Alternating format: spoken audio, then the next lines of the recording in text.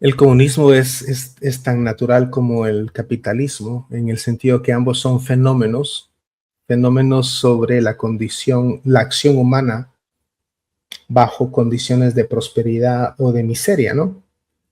Uno pensaría que, la, que los brotes comunistas surgen cuando hay mucha pobreza, y es al contrario, es cuando hay mucha prosperidad.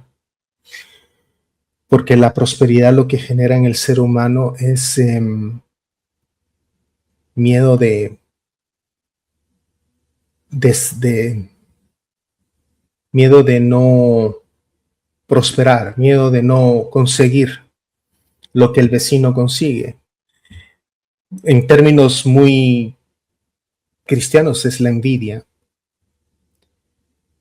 Entonces el socialismo simplemente consentirse a la envidia, y eso lo viene haciendo el hombre desde que vive en civilización. Y lo que demuestra la obra de Antonio Escotado es eso, es consustancial a la esencia de la condición humana, el comunismo. No lo inventó Marx. Han habido brotes comunistas desde siempre, y siempre sucede cuando unos tienen más que otros. Y lo que eso genera es, aunque se eleva el nivel de vida, porque invariablemente los efectos del capitalismo traen eso, la tenencia y la capacidad creativa extraordinaria de seres desiguales, que es lo que somos, hace que las sociedades se asusten de esa prosperidad y busquen seguridad y busquen que el Estado intervenga para hacer una igualación nuevamente, ¿no? Entonces, el comunismo y el socialismo es tan viejo como la condición humana, por la misma razón que el capitalismo es lo que sucede cuando hombres libres pueden asociarse y pueden comerciar libremente. Ahí sucede la desigualdad y el capitalismo, ¿no? Es un fenómeno, no es algo pero se deriva siempre de la acción humana. Por supuesto que sí.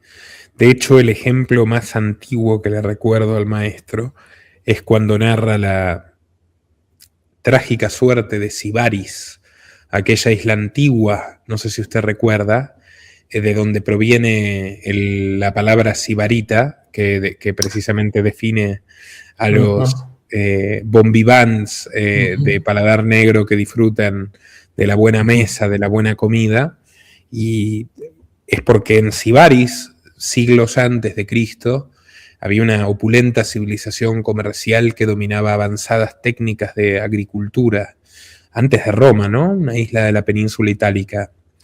Tal era la prosperidad de los sibaritas que se podían permitir sufragar las artes más acabadas en multitud de cuestiones, particularmente la comida, y entonces contrataban a los mejores cocineros de todo el Mediterráneo, y ellos, más allá de lo que uno piense de la propiedad intelectual, yo tengo mis dudas sobre el concepto, pero son los objetivos pioneros de la propiedad intelectual, porque para atraer a los mejores cocineros les ofrecían cobrar una renta por sus recetas, y que aquellos que cocinaran esas recetas que ellos traían a Sibaris les pagaran una pequeña renta que, digamos, incentive su relocalización, digamos, su expatriación a Sibaris.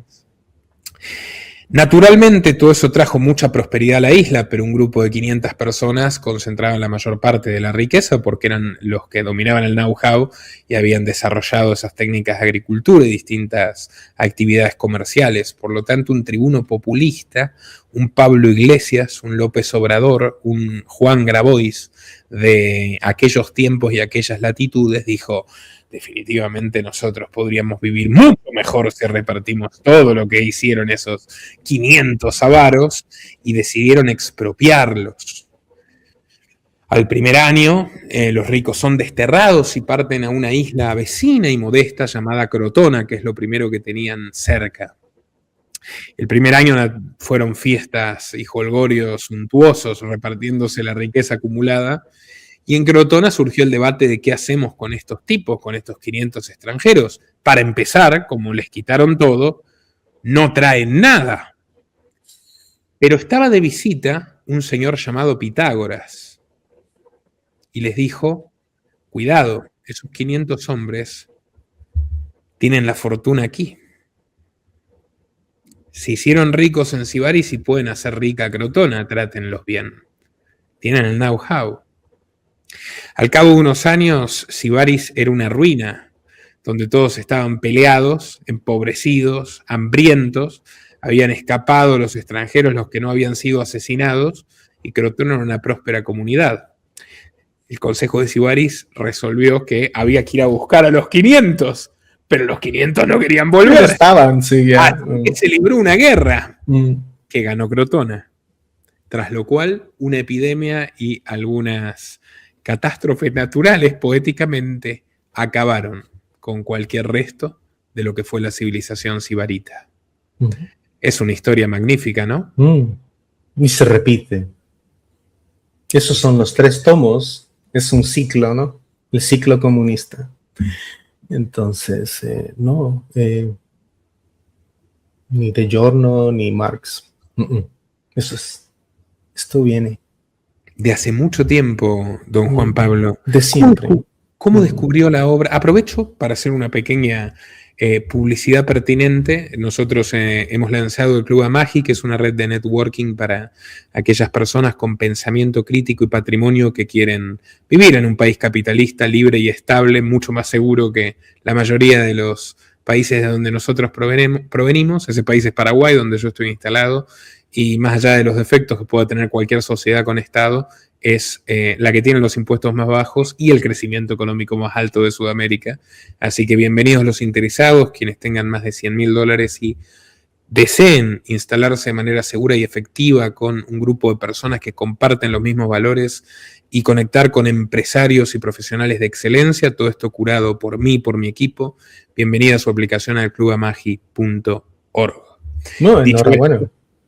Bueno, si le interesa, por supuesto que le contaremos. Sí. Le contaremos más, don Juan Pablo. ¿Cómo descubre usted la obra del maestro Escotado? Un video, la entrevista que hace con Jesús Quintero. Una de las, porque él estuvo varias veces, pero una entrevista en donde le preguntan: usted es una de las personas que más ha estudiado, le dice Quintero. Es que me encanta estudiar, dice Escotado. A mí, yo siento que cuando el hombre descubra, el ser humano descubra que su misión en este paso, en esta tierra, es saber, ni el orgasmo se compara con la permanencia, la solidez y la trascendencia para un ser como el humano de descubrir una cosa no sabida. Eso en mí fue transformador. Comencé una madriguera de consumir contenido de Escotado. Sus últimos 10, 11 años fueron muy prolíficos en cuanto a la producción de material audiovisual.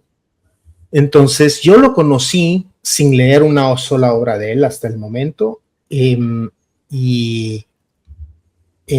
Cuando yo escribí un blog que se llama Mi Amigo de la Mente, porque esa es otra historia, ¿no? O sea, pero lo cierto es que en esa historia, Antonio Escotado es mi padre de la mente, Ayn Rand es mi madre de la mente, y estoy hablando de un amigo de la mente que había conocido.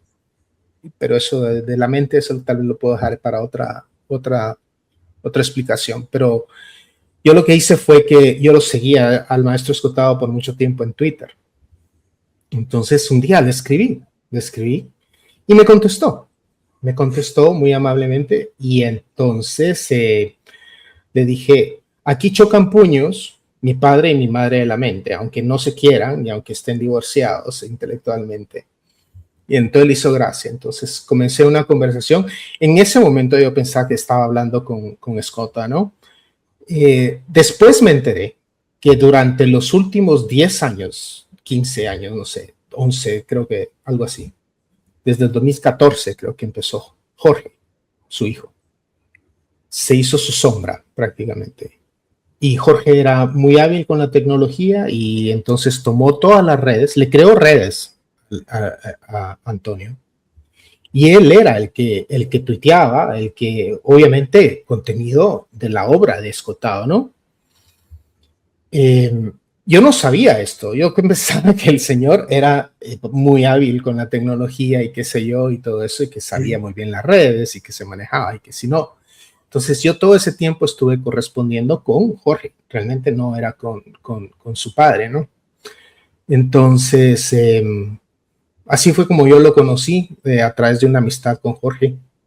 Después hicimos una serie de spaces ya cuando estaba yo haciendo todo este tema de los social audio en Clubhouse también.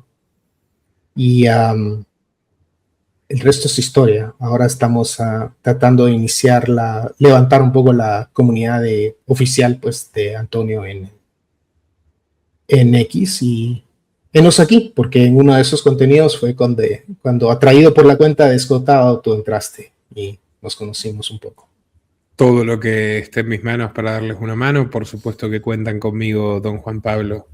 A partir de mañana eres moderador de la comunidad, así que vas a poder crear espacios con contenidos de consumo de los contenidos de Escotado para hacer tertulias como la que hacíamos aquel día.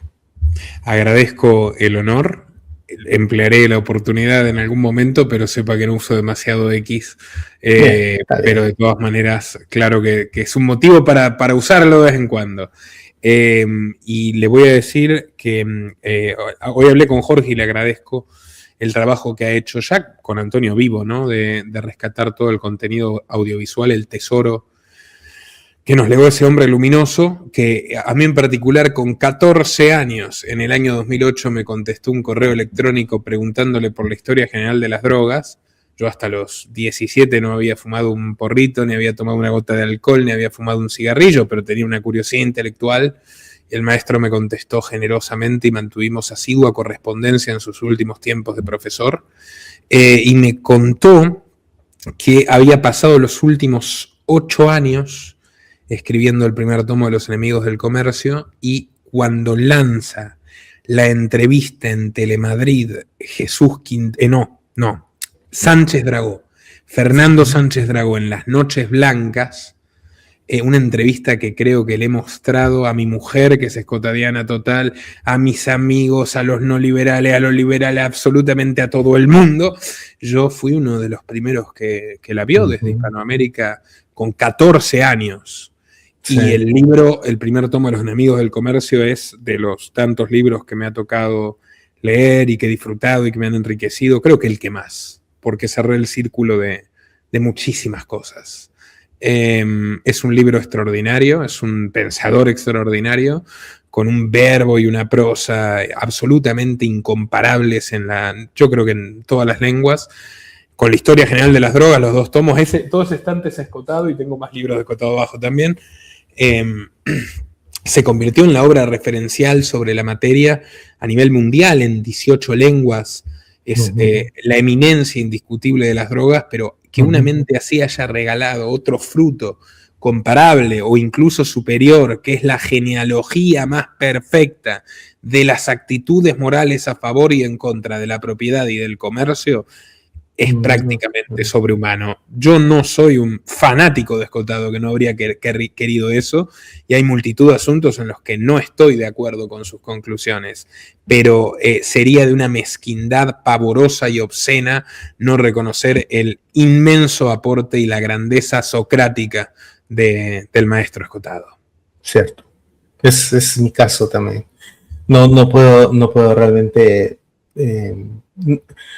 mi motivación con Jorge siempre le dije, bueno, yo te represento acá y hagamos cosas acá. Y aquí estamos haciendo cosas, pero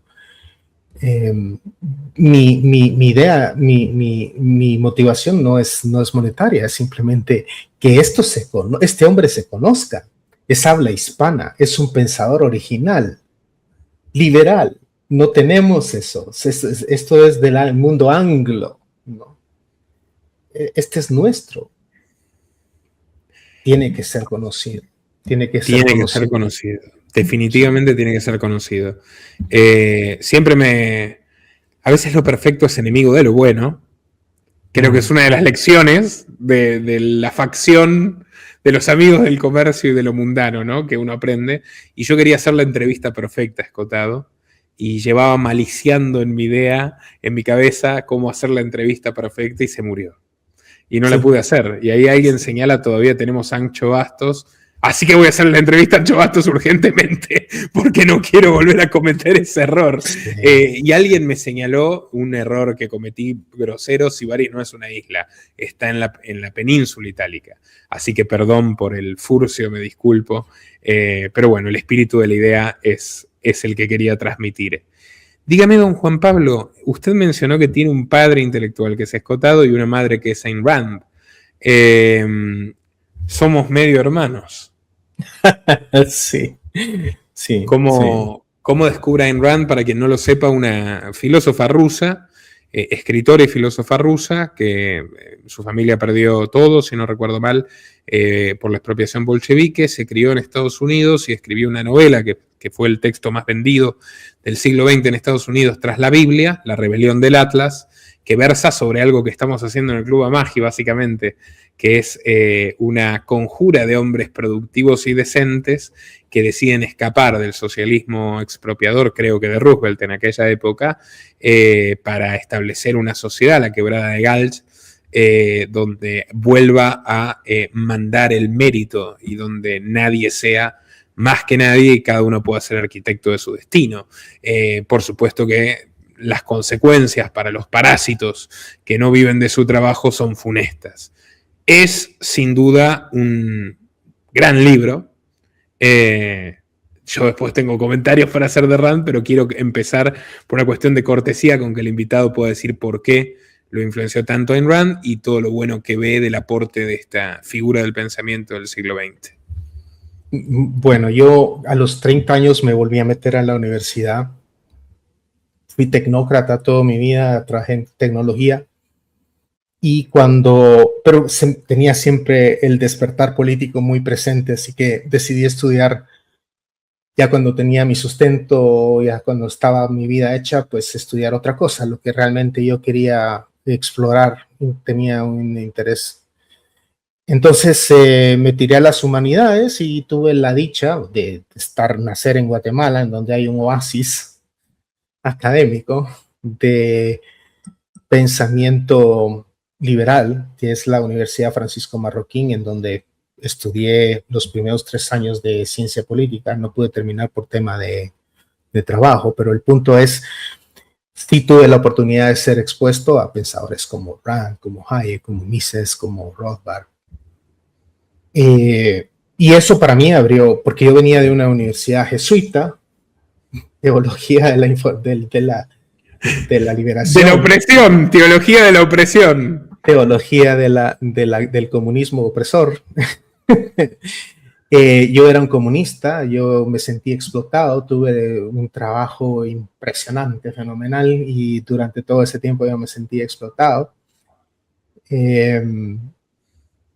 Y vaya, me cambió muchas cosas, me humildó en gran medida. Encontrar que había todo este conocimiento suprimido por la academia, porque no hay ningún lugar, aparte de la Universidad Francisco Marroquín y algunos otros 5 o 4 academias en el mundo, no, estas son autores suprimidos prácticamente. Eso me cambió todo y bueno, cuando aprendí que la economía era una ciencia que podía escribirse y no graficarse, entendí, porque todo me hacía sentido, ¿no? O sea, todo me hacía sentido, lo podía contrastar con la realidad objetiva y entonces el punto de la realidad objetiva es algo que me gustaba. Un día me dejaron una era un crédito extra, una cosa así, que era un ensayo sobre el discurso del dinero de Francisco de Anconia. Que es uno de los personajes de la rebelión del Atlas. Sí. Yo me leí el discurso en fotocopias y saqué 100 en ese ensayo, pero yo quedé impactadísimo y dije, bueno, yo voy a leer La rebelión del Atlas un día. Cuando lo fui a buscar a la librería, vi que era un tomo de 1200, 1300 páginas. Lo dejé como en mi pila, nunca lo leí. Para la pandemia, una radio guatemalteca, Libertópolis, liberal también, de exalumnos de la Marroquín, estaba haciendo un club de lectura. Entonces estábamos encerrados y dije, bueno, ahora con un club de lectura y motivado por otra gente, me voy a comprometer a este material tan denso, ¿no? Porque sí es una novela, pero es filosofía pura y dura todo el rato. Entonces tu mente se va en 1000 madrigueras con cada párrafo. Es un texto que yo, en el momento en que hice el ensayo, creo que no hubiera estado preparado. Ya cuando lo tomé, lo leí y el resto es historia. O sea, ahora sigo estudiándolo, los ensayos de no ficción, todo el trabajo ya estrictamente filosófico y todo eso. Así que estoy altamente influenciado por Ayn Rand y el objetivismo. No me llamo objetivista, yo creo que solamente una persona ha sido objetivista, pero sí concuerdo con los tenets, ¿no? de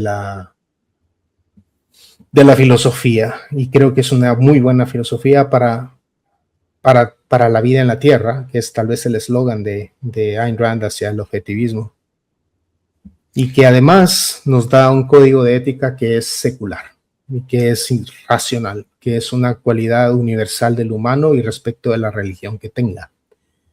Y yo creo que es lo que nos está faltando cuando el mundo abandonó a Dios, que realmente lo que hizo fue abandonar a la moral objetiva, y que todos entramos en esta etapa de subjetivismo atroz, es cuando nos comenzó a ir muy mal. Como el wokismo. Con el posmodernismo y todo esto. Entonces, tenemos que regresar a la moral. Estoy de acuerdo. Ahora le quiero preguntar sobre, bueno, ¿cómo explicaría, antes de empezar a quizá tener algún contrapunto educado, por supuesto, sobre Rand, cómo explicaría la filosofía objetivista al público? El famoso A es A de Aristóteles, que Rand utiliza como base del objetivismo. Básicamente que las cosas son y que existen independiente de mi percepción de ella, mi conocimiento de ella o cómo me sienta hacia ella. Eso es la realidad objetiva, y que mis sentidos son los instrumentos que utiliza mi cerebro para percibirlos y formar conceptos con base a ellos, y después siendo la única especie realmente racional, somos la única especie capaz de crear conceptos y después conceptos de conceptos. Entonces, la capacidad de integración humana y el uso de la razón, entonces, es la única forma de conocer la realidad. Rechazo la realidad por revelación. Y el producto de mi mente, pues, es lo que forma mis convicciones y mis principios, porque también tiene una ética totalmente fundamentada en la realidad, en la razón. Es una filosofía sin duda atendible. Ahora le quiero preguntar, le voy a poner un ejemplo. Mi pregunta es, ¿no cayó en un tremendo mesianismo en Rand, que expulsó a todos los discípulos que no seguían su código de conducta, como Rothbard, que lo expulsa del grupo porque estaba casado con una mujer católica, aunque él no era católico? Que ella da un discurso, el ensayo Filosofía, ¿quién la necesita?, que seguramente usted conoce. En realidad es un discurso que Ayn Rand brinda en la Academia de West Point a un grupo de cadetes. puede ser un poco radical lo que voy a decir, pero un grupo de asesinos profesionales uniformados a los que le dice que está bien que Estados Unidos haga de policía del mundo y meta balazos en otras partes para combatir al comunismo, pero en realidad les estaba dando una vía de indulgencia, les estaba justificando lo mismo que hacen los comunistas y los intervencionistas. Y además, yo noto una arrogancia intelectual en Rand que es la siguiente. Ella dijo que los dos grandes filósofos del mundo fueron Aristóteles y ella. Desprecia a Immanuel Kant, y cuando uno lee filosofía, ¿quién la necesita? Corríjame si me equivoco, porque lo leí a los 16 años. Vamos a ver qué tal está esta memoria, que fue hace 15, tengo 31. Ella dice, un astronauta llega y se pierde en el espacio exterior, tiene que utilizar tiene que utilizar su razón y su experiencia para sobrevivir. Eso es el dualismo kantiano, y yo digo, ¿cómo puede haber atacado ferozmente a Kant cuando lo que hizo fue una reproducción quizás espontánea de la filosofía kantiana? ¿Cómo me responde eso, don Juan Pablo? Sin desmerecer, por supuesto, el aporte filosófico de Rand. Pues en el aspecto epistemológico, Rand lo que rechaza de Kant es el relativismo cognitivo, porque Kant prácticamente declara la mente humana incapaz de acceder a la verdad. Sí dice que hay una verdad, pero que no es asequible por la razón. Eso es lo que rechaza Rand de Kant. Entonces, y como tú dices, hay concordancias continuamente con el imperativo categórico, que no está explicado así en la ética randiana, pero parafraseado vas a encontrar algunas concordancias, vas a encontrar concordancias con Nietzsche, también vas a encontrar concordancias con...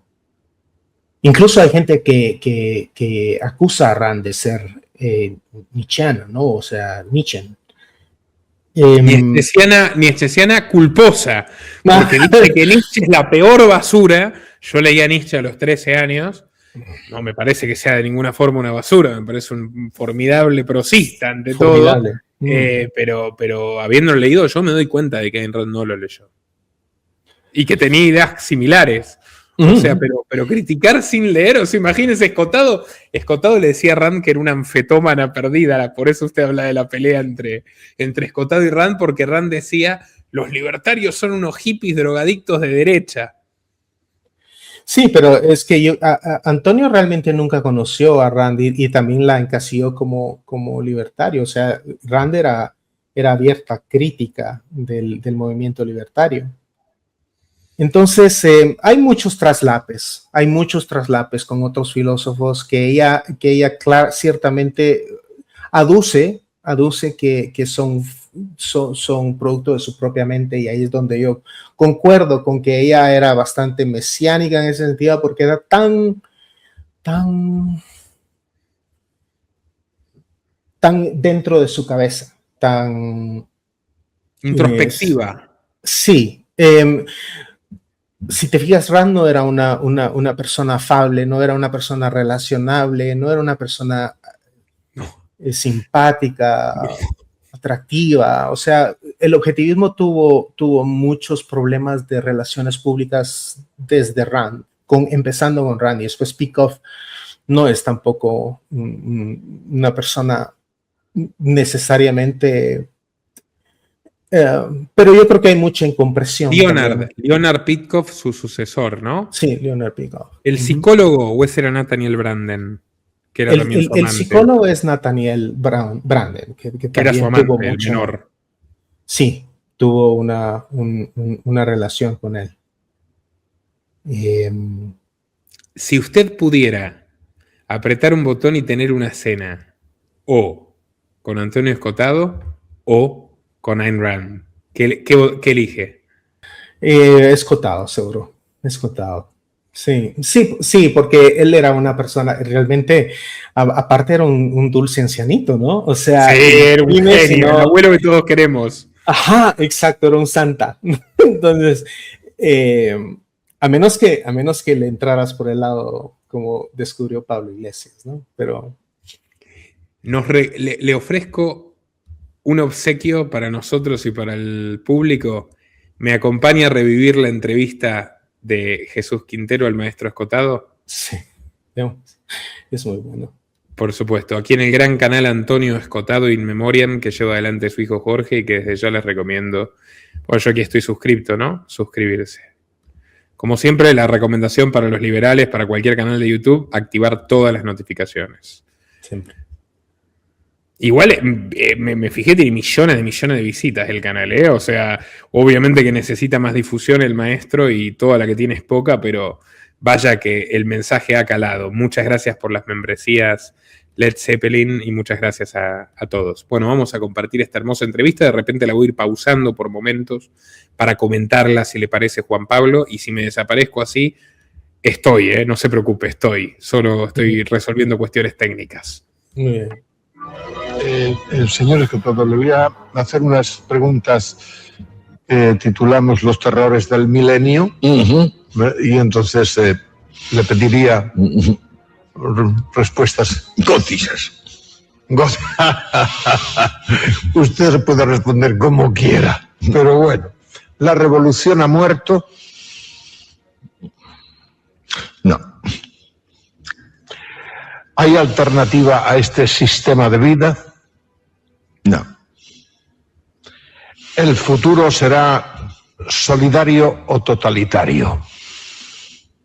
Ambas cosas. ¿Está a favor de la legalización, por fin, de las drogas? Normalización de las drogas. Legalizar las drogas significaría legalizar la pintura, los viajes, la fornicación. Es una abominación. Las drogas tienen que volver al régimen anterior, o sea, hay que derogar la prohibición. ¿Tiene futuro la fidelidad en la pareja? Sí, incondicionalmente. ¿Y el matrimonio? Es una de las mejores instituciones jamás concebidas. A pesar de lo que está cayendo. No, yo tengo 3 matrimonios. ¿A cuál mejores? ¿A cuál ¿Caminamos hacia una sociedad de parados? Sí, claramente. Caminamos hacia una sociedad ociosa. ¿Conocerá el hombre el paraíso en la tierra? Pues estamos bastante cerca. Ya lo dice Marx en gran parte de sus obras. O sea, estamos construyendo un paraíso terrenal. Veremos la caída del Imperio de Occidente. Ya hace tiempo, gracias a Dios, ¿sí? O sea, gracias a Dios. ¿Hay alternativa al mercado? Bueno, hay la planificación central, o sea, hay la alternativa de el que manda y cartucho en el cañón. ¿Tendrá fin el terrorismo? Solamente cuando cunda el amor propio. ¿Nos hará más libres las nuevas tecnologías, más libres o más esclavos? Más libres. Lo que pasa es que nos pueden hacer también un poco más invertebrados, un poco más indolentes, pero más libres siempre. ¿Descubriremos vida inteligente fuera de la Tierra? Oh, Dios mío, no lo sé.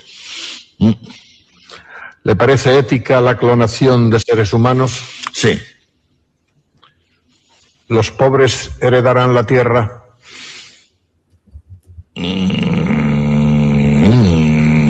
Eso es una cuestión. Los pobres heredarán la tierra. Quiere decir, pongamos últimos a los primeros. Esto viene sucediendo desde siempre, pero de una forma muy transitoria. ¿Acabará el hombre destruyendo el planeta? Es posible que haya que mudarse.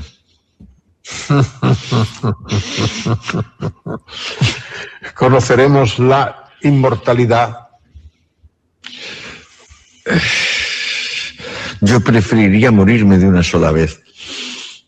¿Vencerá la ciencia a la muerte? Posible, pero solo para algunos, unos pocos. Hay que considerar que cada año más de vida que se pueda conseguir significa una persona menos que pueda nacer. ¿Conocerá el mundo la paz? No lo sé. ¿Qué valores salvaría usted de esta civilización, señor Escotado? La curiosidad y la valentía. ¿Cuáles son para usted los mayores logros de la humanidad? La ciencia y la tolerancia. ¿Qué le inquieta de lo que estamos viviendo, señor Escotado? Ay, Dios mío. Pues la verdad es que cada vez me inquieta menos cosas. Tenía mucho miedo cuando era joven de que al hacerme viejo las cosas se tornasen dramáticas. Ahora empiezo a naufragar en la autocomplacencia. Me doy cuenta de que casi que no podía haberlo hecho mejor de lo mal que ya lo hice. Y miro muy tranquilamente lo que me espera. Demasiado tranquilamente. Me parece que me estoy consintiendo. Así vive el paso del tiempo. Así lo estoy viviendo, sí, es una cosa extraña, sí. Desde que era un chaval, decía, Dios mío, ya me veía yo muriéndome en la cama, rodeado más o menos por la familia, y siempre pensando decirles, no temáis, es más fácil de lo que parece. Y ahora ya cuando la cosa sí que se torna inminente, ni familia ni más fácil de lo que parece, sino qué gozada. Al fin he encontrado lo que siempre quise. Unas personas a mi alrededor que no me piden más de lo que puedo hacer y yo que sigo queriendo saber. El amor al saber, la curiosidad, el asombro. Eso me sostiene. Yo creo que eso puede sostener a cualquier ser humano, masculino o femenino, de cualquier parte. Lo que pasa es que tiene que surgir esa llama. En el momento en que esa llama surja, resulta que tenemos Internet, la felicidad universal, la paz perpetua, el goce sublime, la realidad absoluta. ¿Va llegando a conclusiones? Sí, claro, pero siempre son por largo. Las verdaderas conclusiones son por largo. Es como, por ejemplo, si me pregunta una conclusión, le digo, es como si decir, ¿qué tal estás? Y entonces el otro dice, mira, te voy a explicar. Eso es muy mala educación. ¿Hay cuentas pendientes? Yo no tengo muchas cuentas pendientes, o sea, me gustaría cambiar algunas cosas. Con las Ustedes se han mujeres dado que... cuenta que Sí. lo mío ha sido una mezcla de meterme siempre con lo que no se podía uno meter. Me metí con lo de las drogas y ahora me he metido con lo del comunismo. Documenté lo de las drogas y ahora documento lo del comunismo. Son las dos grandes pasiones de la humanidad. La de las drogas, el temor a sí mismo. La del comunismo, el consentirse la envidia. Entonces, meterse a fondo con esos dos asuntos y decir, mire usted, si es que yo no estoy ni a favor ni en contra, yo le voy a contar la peliculita muy detallada. Y vaya que las contó detalladas.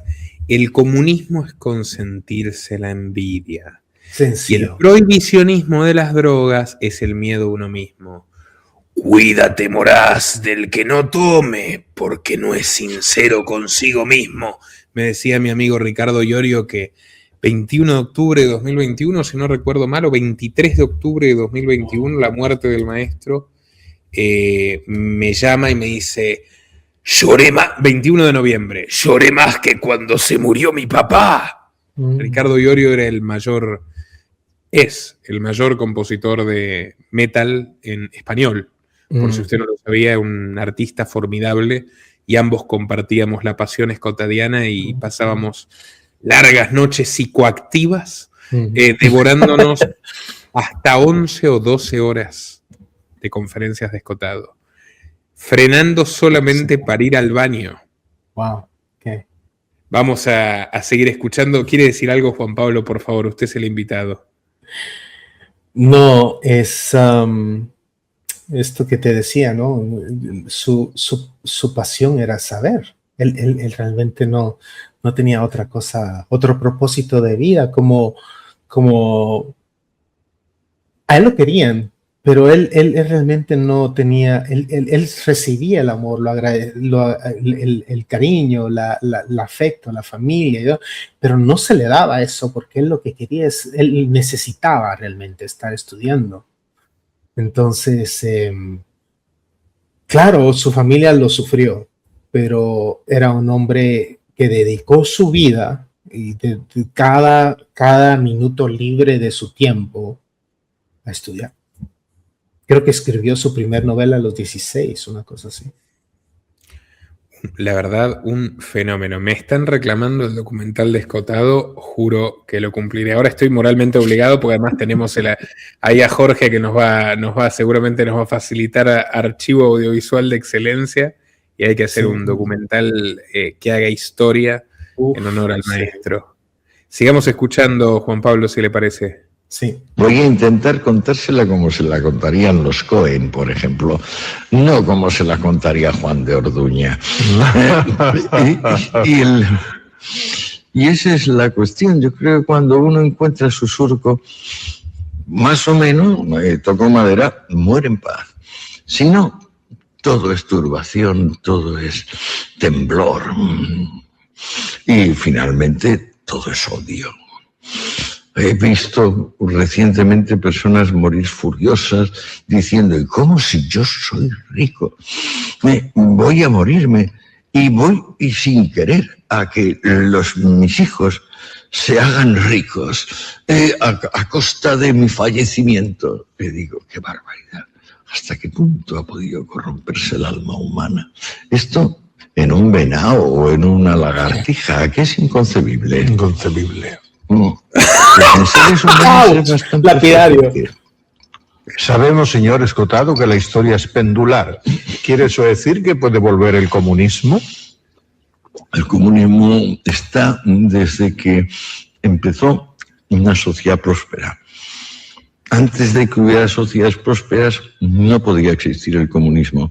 Por eso surgió en la época de Augusto, el único momento próspero del mundo romano, porque hasta entonces la República había sido una historia muy extraña de saqueos, y con Augusto se pudieron hacer los últimos grandes saqueos, el saqueo de Egipto, que es donde estaba de verdad la pasta, era el Fort Knox de la antigüedad, era el tesoro egipcio de Cleopatra, y al mismo tiempo Augusto era un hombre correcto.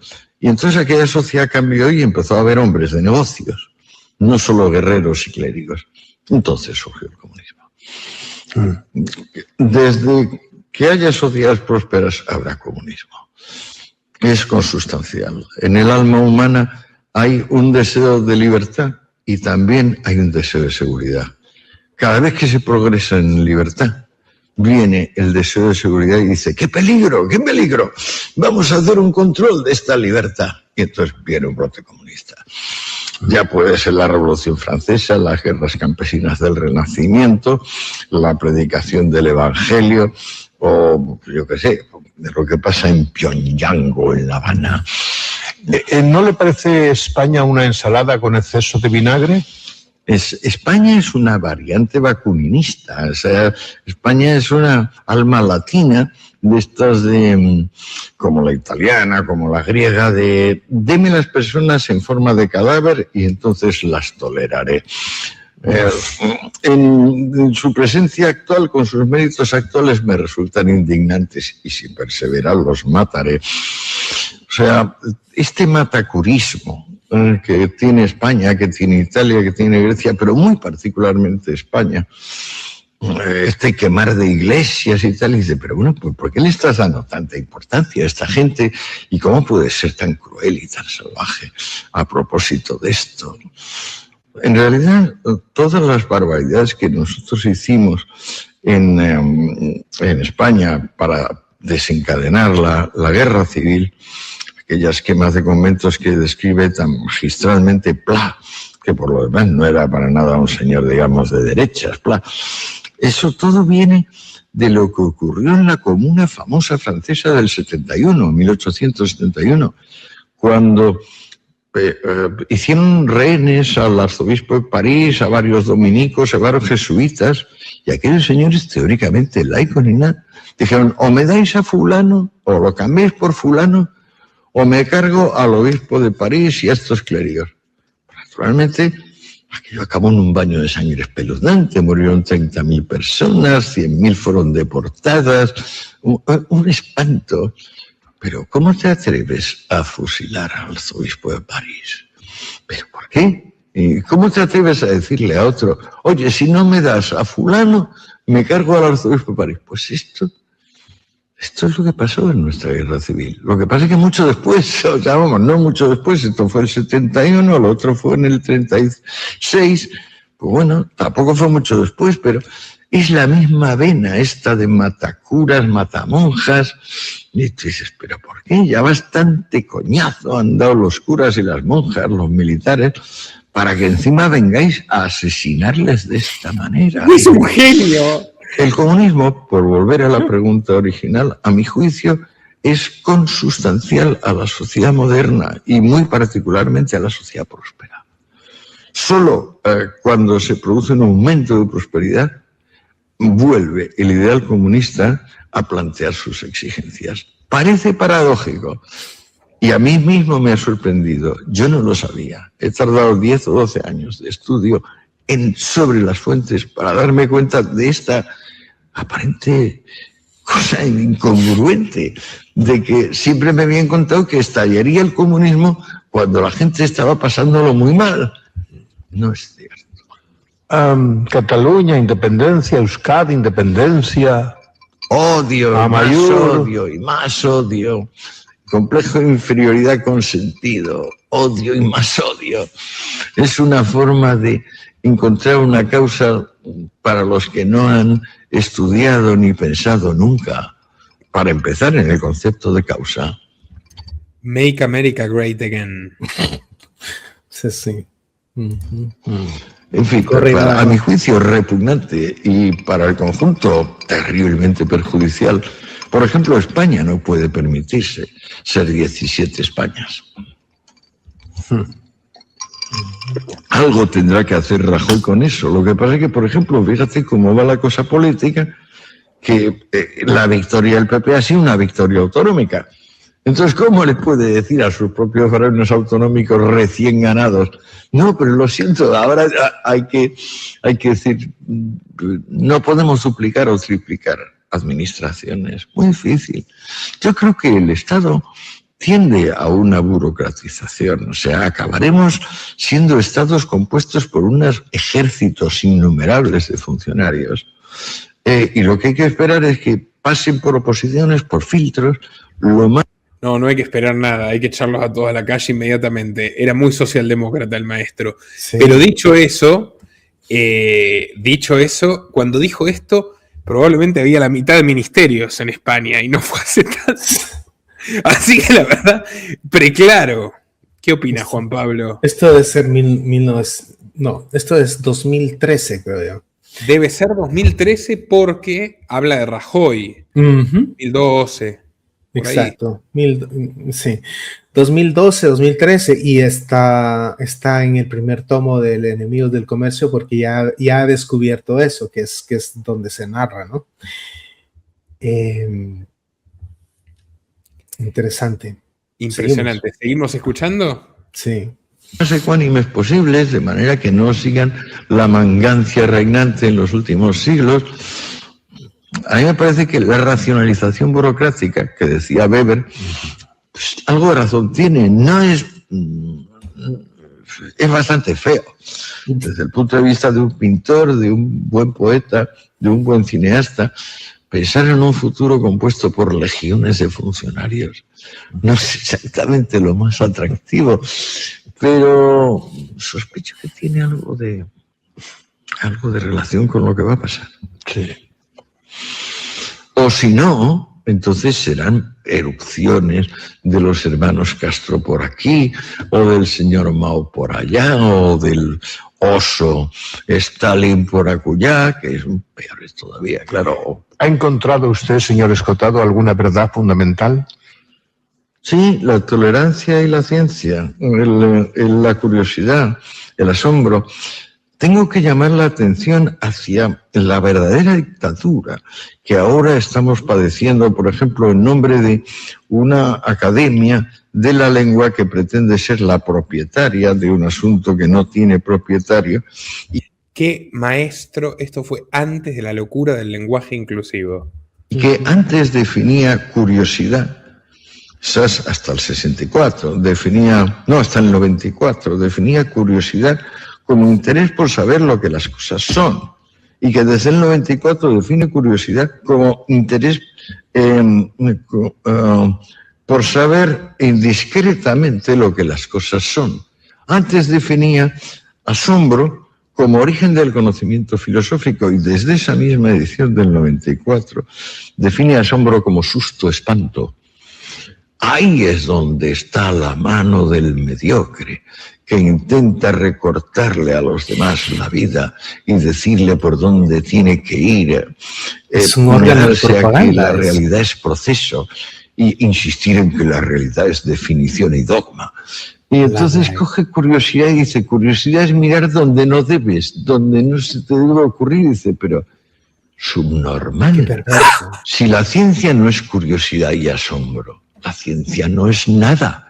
La ciencia no será más que repetir un catecismo, pero eso es lo que pretende una academia, donde de repente se arroga la propiedad de aquello que sí que es obra del pueblo, sí que es obra impersonal, cotidiana. ¿Qué pueblo que no sea una cultura funeraria tiene academias de la lengua? Ninguno. Solo las culturas funerarias tienen academias de la lengua. Las lenguas vivas no necesitan esos adefesios. Entre la vida de un hombre mediocre, un hombre vulgar, y las meninas, ¿con qué se quedaría? Con la vida del hombre mediocre vulgar. Me quedo con lo complejo, Quintero, me quedo con lo real. Lo real es infinitamente denso, como antes decíamos, es un astronauta que por todas partes tiene un espacio absolutamente infinito, en cada una de las direcciones. Las Meninas es una obra maestra absoluta. Yo tengo, mis Meninas son la fenomenología del espíritu de Hegel, por ejemplo, pero entre un pastor comiendo migas y la fenomenología del espíritu, para mí no hay duda, el pastor tiene mucho más contenido. ¿Tiene algún mensaje finalmente para el mundo? Fácil. Entre la fenomenología del espíritu, el gran tratado de la filosofía dialéctica de Hegel, Escotado fue primer traductor al español de algunas obras de Hegel que no se habían traducido, ¿no? En el siglo XX. Dice, entre la fenomenología del espíritu y la vida del más humilde pastor, elijo 100 veces la vida del pastor, que es infinitamente más rica y compleja. Si existe Dios, habló por un instante a través de Escotado. Usted debe ser ateo porque es objetivista, yo capaz soy deísta, pero no, pero bueno, sí, no, sépase entender. Sí, él es tan profundo, ¿no? Y todo eso es conocimiento, todo esto son ideas originales. Entonces, la verdad es que yo no soy filósofo, yo soy filósofo de sofá. Pero sí me lo leí un poco, ¿no? O sea, siempre me interesó. Y él rompe, igual que Ayn Rand, rompen, o sea, Ayn Rand dice, hace corte en Aristóteles, ¿no? Y después pasa a objetivismo. Lo mismo hace este señor. Porque él se puede considerar hegeliano, ¿no? Ciertamente es su referente. quien él nombra como heredero, ¿no? De alguna manera, intelectual. No lo declara con esas palabras, estoy parafraseando, pero digo, él sí usa a Hegel muy de referente un montón. Sí, de hecho, la obra de los enemigos del comercio es dialéctica, y aquí, a ver, para mí el segundo y el tercer tomo tienen cierta limitación por el enfoque dialéctico desde mi punto de vista, que quizá no está suficientemente criticado el autoritarismo o las tendencias anticapitalistas del propio imperio británico, del estadounidense, del holandés. Esa parte para mí, como que la dialéctica hegeliana no permitió que la pintura sea tan perfecta y tan completa como la de la Edad Antigua en el primer tomo. Es la opinión de un vulgar periodista, ¿eh? Tampoco es que yo tenga la verdad definitiva. El periodismo es la chusma del pensamiento que navega en un océano de 2 centímetros de profundidad. Yo soy más chusma todavía, es más aterrizado a la experiencia de alguien del común. Pero sí, esa es la razón. Profundidades como, porque como estas, o sea, aquí estamos teniendo como 2, 3 epifanías ya, en donde vaya, este video es el que a mí me motivó para seguir conociendo a Escotado, pero este señor, y vive, está vivo. Primero que saber si está vivo, sí estaba vivo. Pero ¿y por qué llegó a esta edad y no era famoso en España? Eso es lo que yo nunca me... Igual es un rockstar Escotado, por lo menos. Claro, pero fue un rockstar para la generación de Pablo Iglesias cuando era rojo. Es cierto. En los medios. Pero en cuanto él comenzó a darse cuenta de su error y cuando comenzó a encontrar a los enemigos del comercio, escribiendo a los enemigos del comercio, se dio cuenta que estaba equivocado, porque él era más rojo que el capote de un torero. Esas son sus palabras. Traductor de Bakunin. Claro, y lo que pasaba con esa entrevista con Pablo Iglesias es que Pablo Iglesias creía que él seguía siendo el mismo Escotado. Él no estaba enterado de los enemigos del comercio. Dice haberlo leído, pero no lo había leído. Y se da cuenta en los primeros 10 minutos de la entrevista sobre enemigos del comercio que no lo había leído. Entonces, claro, en esa famosa entrevista de La Tuerca, lo agarró desprevenido, porque él no sabía que él se había transitado. Bueno, tal vez ya sabía que había transitado al liberalismo, pero ciertamente no pensó que iba a encontrar esta estatura intelectual. Digámoslo. Sí, no. Igual Iglesias, ¿cómo muestra que es más carismático y hábil en el trato que Monedero? Iglesias se deja domar y humillar con gracia. Y Monedero es un pobre idiota que lo interrumpe y por poco si pudiera le pega, que es la naturaleza de Monedero, que yo los conozco a los dos. Usted sabe que, no quiero ser autorreferencial, pero en el Foro de Sao Paulo 2014, ¿qué año 2014? Entre Guatemala y demás. Yo fui como periodista de Infobae a cubrir el Foro de Sao Paulo, imagínese. 20 años, tenía ganas de pelear y me encontré con Monedero. Y en plena ponencia el tipo diciendo la conspiración contra el pobre gobierno de Venezuela que respeta los derechos humanos y nos agarramos a muerte. Pero no quiero extenderme e irme por la tangente. Y con Iglesias mi trato es indirecto. Yo, como Fernando Díaz Villanueva, Hispan TV llamaba a algunos liberales, un canal iraní, que ahora está bombardeado de hecho, como para, no sé, tener alguna otra voz, ¿no?, que haga contraste. Hacían mejor el trabajo que los medios democráticos, mire usted. Hasta que tocaba donde no había que tocar. Entonces yo un día estaba hablando peste de la izquierda española en un programa excelente que se llama Detrás de la Razón, que ahora sigue sin esa cadena, un periodista espectacular, Premio Internacional de Periodismo. Se fue de esa cadena porque no quería ser cómplice tampoco de la propaganda iraní, Roberto de la Madrid. En pleno programa, me dice, de repente yo estoy criticando a la izquierda española y me cortan. Y se queda ahí Roberto, que es un profesional legendario. Nicolás, te están cortando, Nicolás, o no quieren que termines de hablar. Ese fue un instante épico y fue el momento donde decidí crear mi canal de YouTube. Y fue porque Pablo Iglesias había llamado a la producción y dijo, quítenlo ya. Pablo Iglesias era la estrella del canal en su programa Fort Apache. Mi primer space con Jorge Escotado, hablamos de él y después fue censurado. Es uno de los spaces grabados que ya no se pueden oír en X. Así que no sería raro que él también haya tenido que ver.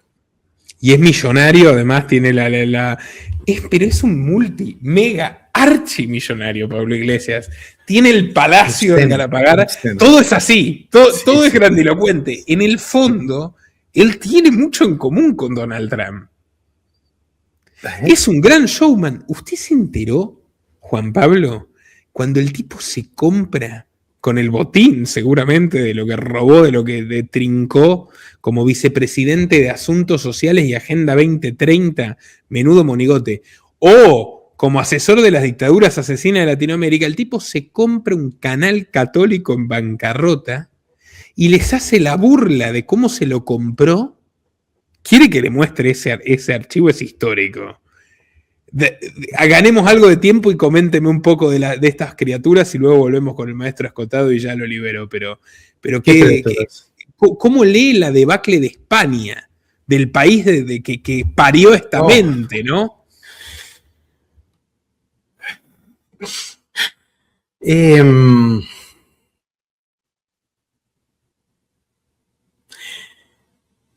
A ver.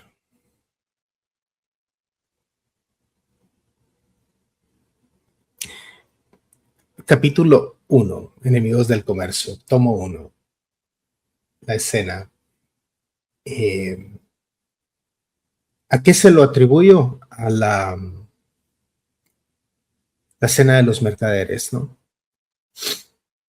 Jesús echando a los mercaderes del templo. Del templo.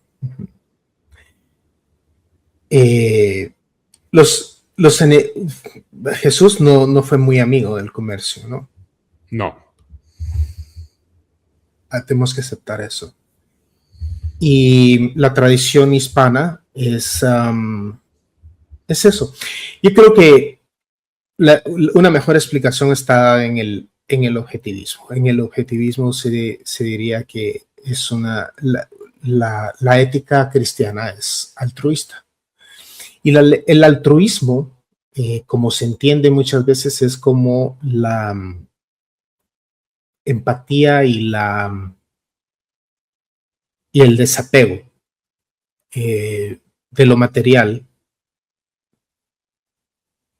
en beneficio de alguien más, sin esperar retribución, ¿no? Esa es la definición con la que nos hacen aceptar el altruismo, pero las consecuencias últimas del altruismo es algo que no se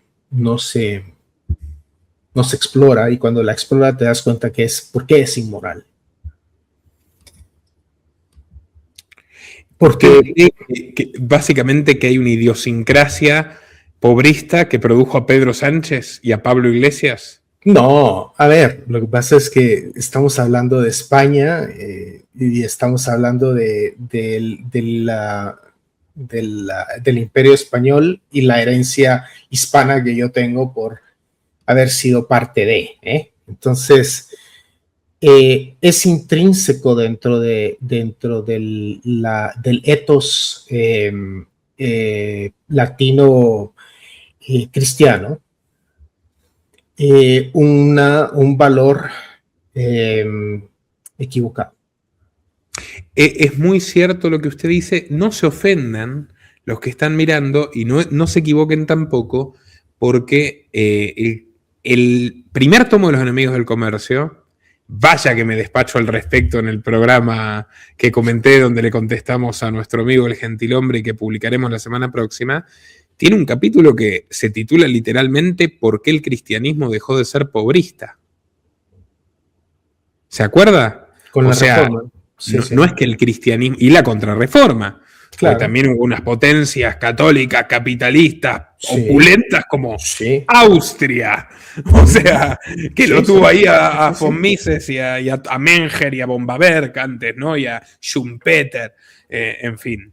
Que Schumpeter, qué tipo visionario, ¿eh? Le gusta mucho no sé si usted conoce a este periodista español, que yo le tengo un respeto y una admiración profunda, pero no sé, está un poco enojado conmigo porque escoró un poco al lado putinista, creo, o me ve a mí como no sé por qué, pero bueno, Lorenzo Ramírez, me parece un genio. Todos los análisis que hace Lorenzo Ramírez de la actualidad económica, ojalá pudiera tenerlo de vuelta en mi canal a Lorenzo, que él dice, ¿no? Schumpeter, cuánta razón tenía, que lo vio venir. Schumpeter dijo, no va a ser traumática, revolución sangrienta la implantación del socialismo mundial. Va a ser una mutación, una evolución medio fabiana de las grandes corporaciones hacia la gran tecnocracia socialista. Qué visionarios los austríacos, ¿no? Sí. Le quiero mostrar acá el magnate rojo, ¿no? Yo, es que la verdad me cae, al mismo tiempo lo detesto, como ser del mal, pero me cae simpático, es una paradoja.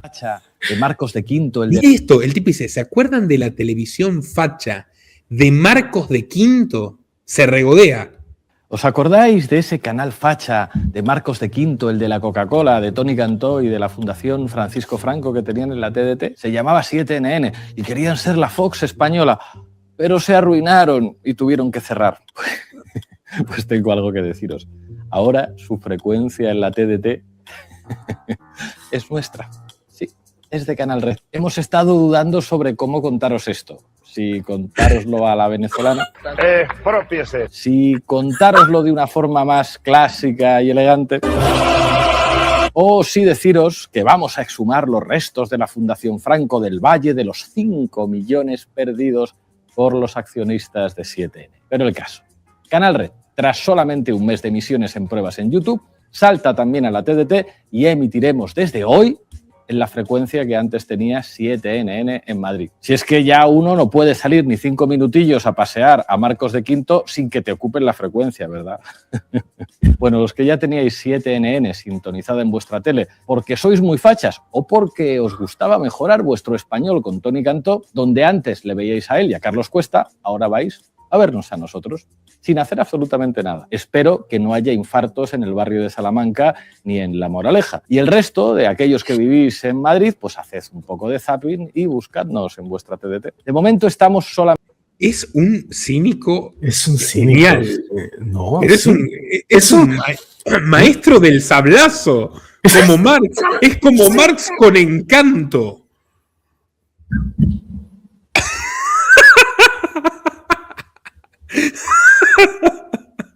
Es una cosa épica. Tiene una taberna. ¿Usted sabía que tiene una taberna marxista que se llama La Garibaldi? Los seguidores del canal se van a reír. La taberna se llama La Garibaldi. La taberna de Pablo Iglesias. Tiene una marca de aceite de oliva, que es el más caro y el más feo de toda España. Y lo vende por la televisión. Este tipo tiene que, o sea, este tipo literalmente, mire, lo tiene que contratar de ministro, Trump lo va a poner secretario de algo, literalmente, y creo que personalmente Pablo, si le dan un buen cheque, va a ser el encargado de arrestar a Pedro Sánchez y llevárselo a Guantánamo. Si el dinero es suficiente, va a ser como Delcy. Bueno, don Juan Pablo, le volvamos con Escotado ya antes de despedirnos, gracias por su tiempo. Unos minutos más con el maestro y luego le entrego el cierre a usted para la conclusión. Ciencia y trabajo. No hay otra. Yo creo que... Siempre me ha parecido usted, señor Escotado, el hombre más inteligente de este país. Bueno, Me entusiasma. Reencontrarme una y otra vez con usted me entusiasma. Bueno, porque eres muy amable. Usted es de los que han estudiado de verdad. Es que me encanta estudiar. Es que lo que siento es que en algunos casos profesores inadecuados, como me pasó a mí en matemáticas, por eso me tuve que volver a traducir luego a Newton a los 50 años, pues dije, no me puedo dejar esta asignatura pendiente. ¿Qué puedo hacer? Pues ahí está el Newton, 1000 páginas en latín, pues te las traduces y así te enteras de qué es matemática. Pero en cuanto las personas descubran la fuente de alegría que es investigar y aprender una cosa no sabida, se darán cuenta que hasta el orgasmo es una broma en comparación con la permanencia, la solidez, la seguridad que da para un ser como el humano la capacidad de aprender. Saber. Saber. Eso es lo que me da tranquilidad. Antes me daba miedo morirme. Cuanto más he ido aprendiendo a saber, menos miedo me da morirme. Aprender a morir. Es aprender a saber, quizá. Aunque luego también hay que reconocer una parte de ternura, una parte de adiós, de despedida, que siempre me ha inquietado. Y la verdad es que me gustaría morirme solo para evitarme ese trance. Como un perro, eso que el perro de repente, de la noche a la mañana, está ahí enroscadito en donde siempre, pero un día ya no se mueve. Así tuve yo un hámster que un día dejó de moverse. Eso no está mal. Epitafio. Quiso ser valeroso y aprendió a estudiar. Quiso ser valeroso y aprendió a estudiar. Es su epitafio. Juan Pablo. Gracias, Nicolás. Ha sido muy enriquecedor, una plática apasionante. Espero reencontrarnos, por supuesto, y seguir tratando todos estos temas. Así que, nada, yo creo que ya entretuvimos a suficiente gente, y a todos tus oyentes, pues agradezco también la atención para quienes llegaron hasta acá. Así que, mil gracias. Don Juan Pablo Santis, ha sido un placer. Quienes quieran seguirlo en X, donde es muy activo, pueden entrar a x.com/gtliber, @gtliber en X, y ahí tienen también el enlace a su portal Contracultura. Ahí vi a la escribana del Club Amagi, Cintia lo sigue. Bueno, y a ustedes, amigos, que los que tienen más de $100,000 o más disponibles para invertir en lo que ustedes quieran, yo no gestiono fondos ni hago asesoría financiera, pero necesiten de una red de networking absolutamente inigualable para desembarcar en un país próspero y estable como es Paraguay, los invito a aplicar en estos últimos días que quedan a la... Bruce y Mariela son una pareja...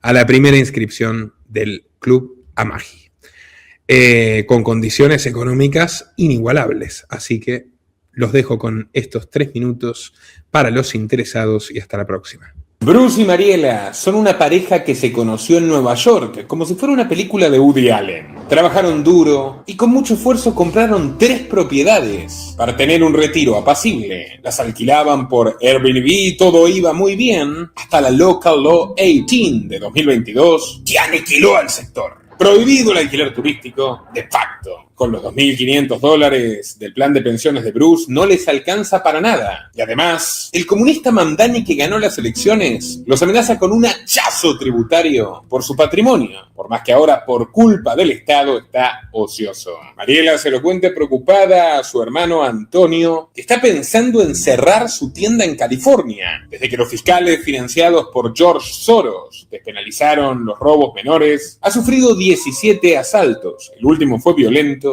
pero le tiene todavía más temor al adoctrinamiento. Ha tenido que cambiar a su hija de escuela después de que su mejor amiga tenga complicaciones tras una cirugía de cambio de género inducida por profesores progresistas. Todo esto podría parecerle una broma a Eduardo en México, que es arquitecto pero tuvo que irse del negocio luego de que unos burócratas morenistas le hicieran la vida imposible, luchando contra la gentrificación y deteniendo el proyecto donde invirtió todo su esfuerzo. No quiere volver al al norte con su familia, porque si allí no pagas un tributo a los narcos, estás frito. Algo similar le ocurre a Claudia en la Argentina, que le entrega el 70% de la renta del campo que heredó de su familia al Estado, pese a que Milei le había prometido una libertad que no ve por ningún lado, pagando por la leche, unos jeans Levi's o un termo Stanley, lo que sus amigos en Estados Unidos. Y todo esto porque no está en España y es varón, como Jaime, que con 40 años ya ha tenido 3 denuncias falsas, obviamente ninguna condena, pero ha pasado 3 noches en el calabozo y lo que no perdió en el divorcio se lo va a quitar Hacienda, temiendo además que la casa que le dejaron sus padres sea ocupada y la pierda para siempre, mientras ahorra para poder pagar lo que el Estado pretende cobrarle para venderla, más de la mitad de su valor. Para todos ustedes, amigos, existe una solución. No es masiva, no es barata, pero puede permitirte ganar muchísima calidad de vida en una tierra estable, libre y accesible. Pero solo podrás invertir aquí con alguien de confianza. Por todo eso, si te interesa, regístrate en clubamagi.org.